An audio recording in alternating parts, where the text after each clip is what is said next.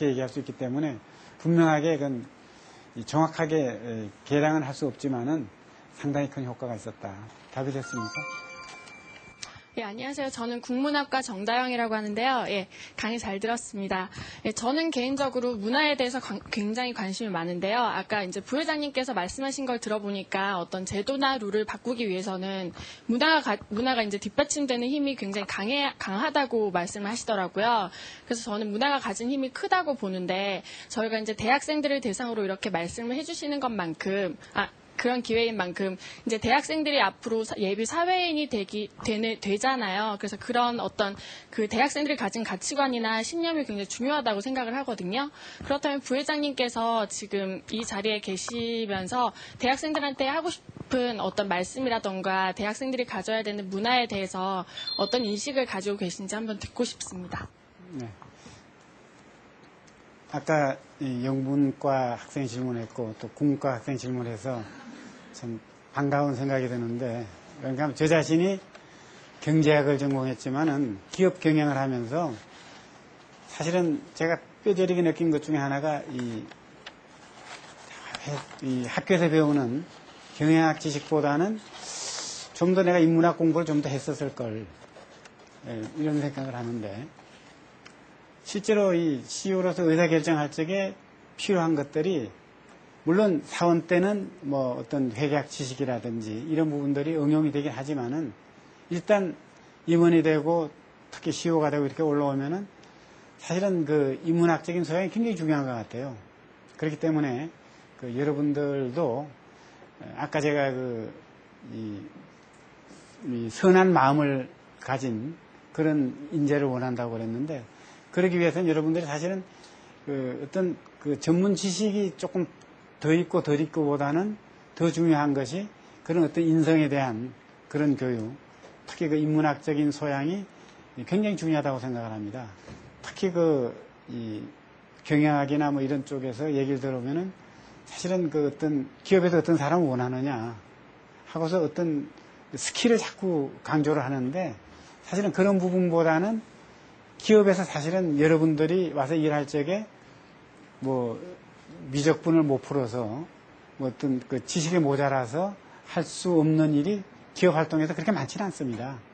기본적인 소양을 갖춘 사람이면 오히려 좋은 품성을 가지고 더 열심히 일을 하고 건전한 사고방식을 가진 그런 쪽이 더 바람직하다고 생각을 하기 때문에, 물론 기본적인 뭐 어떤 토익 공부를 한다든지 뭐 이런 부분들도 중요하겠지만은, 제가 더 강조하고 싶은 거는 여러분들의 어떤 인문학적인 그런 교양을 쌓는 일에 더 열심히 해줬으면 좋겠습니다. 답이 됩니다.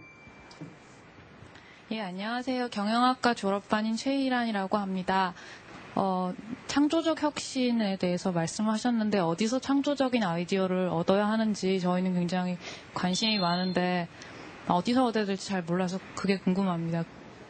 하워드 가드너라는 사람이 그 인간의 그 두뇌만 연구해서 그 다중지능 뭐 이런 책을 썼죠. 그런 책 본 적이 있어요, 여러분들?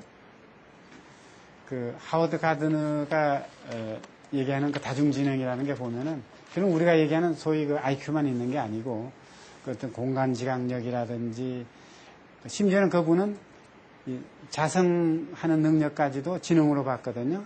자기 반성하는 그런 능력도. 그러니까 그 지능이 없는 사람은 반성할 줄 모른다는 거죠. 그런데 사실 그분이 빼놓은 지능 중에 하나가 저는 기업을 하는 사람의 어떤 지능, 그 뭐 영어로 얘기하면은 뭐 비즈니스 코그니티브 에빌리티라고 뭐 이렇게 표현한 사람이 있는데, 그 지능은 따로 있는 것 같아요. 또 예를 들면은 우리가 뭐 정주영 회장이라든지 이병철 회장이라든지 이런 분들이 학교 다닐 때 공부 잘하고 머리가 뛰어났다는 얘기 못 들었거든요. 근데 그분들이 사업을 하는 그런 어떤 그 창조적인 어떤 그런 능력은 아주 뛰어난 분들이거든요. 그럼 그 능력이 어떻게 키워지냐 하는 거는 제가 아까 뭐 인문학을 강조했지만 그런 인문학적인 소양도 중요하고, 또 어떤 경우에는 타고나는 것도 굉장히 중요하다고 생각을 해요. 분명히 얘기하지만 여기 여러분들 중에는 비즈니스를 굉장히 잘할 수 있는 분도 있고, 공부를 아주 잘하지만은 대학 교수로 학계에 나가서 성공할 수 있는 분이 있고, 기업에는 안 맞는 분들이 있거든요. 그러니까 이 자기의 이 타고난 재질하고 능력하고 또 키워온 소양하고 상당히 좀 다른 것 같아요.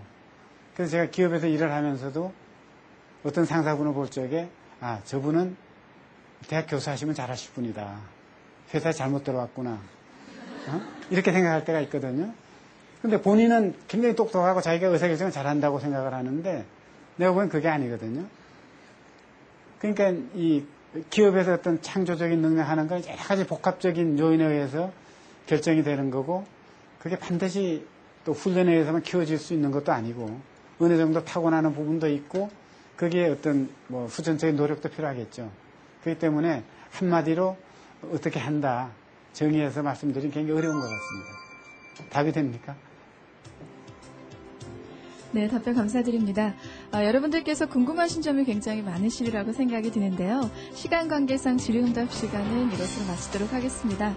여러분들의 깊이 있고 심도 있는 질문에 정성스럽게 답변해 주신 고학사 부회장님께 뜨거운 박수를 부탁드리겠습니다.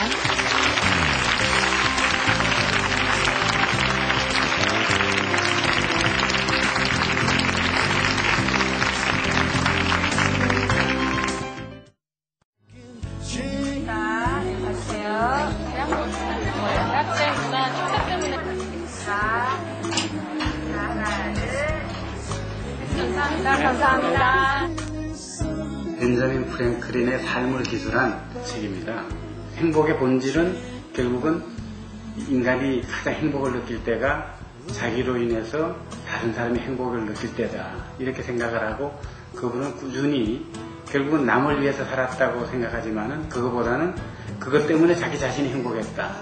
이러한 그 철학을 가지고 살았다는 데 대해서 굉장히 많은 감명을 받았고 그래서 그 덕의 기술이라는 책을 권하고 싶습니다.